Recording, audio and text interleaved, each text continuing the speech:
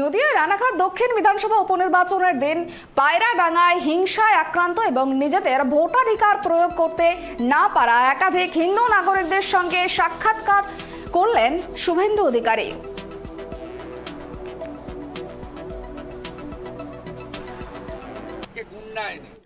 চাকদার চাপড়া থেকে গুন্ডা এনে ভোটের আগের দিন বেছে বেছে হিন্দুদের বাড়ি ভেঙেছে, মেরেছে।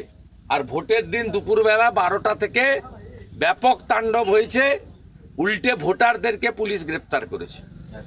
সেই দিন যেহেতু নির্বাচন বিধি ছিল, আমাদের ঢুকতে দেওয়া হয়নি। আমাদের ক্ষেত্রেই তো বিধি, ওদের ক্ষেত্রে বিধি চলে না। আমি এদের নিয়ে মহামান্য রাজ্যপালের কাছে গেছি, ভবিষ্যতে ইসিআই দিল্লিতেও নিয়ে যাব। আজকে এলাকাতে বাড়ি বাড়ি পায়রাডাঙ্গাতে পর্যবেক্ষণ করছে আমার সাথীদেরকে নিয়ে। তাদেরকে এই বার্তাটা দিতে এসেছি যে আমরা সাথে আছি। আর তাদের কাছে জানতে চেয়েছি যে এই লড়াই চলবে না সবাই আত্মসমর্পণ করে যাবেন।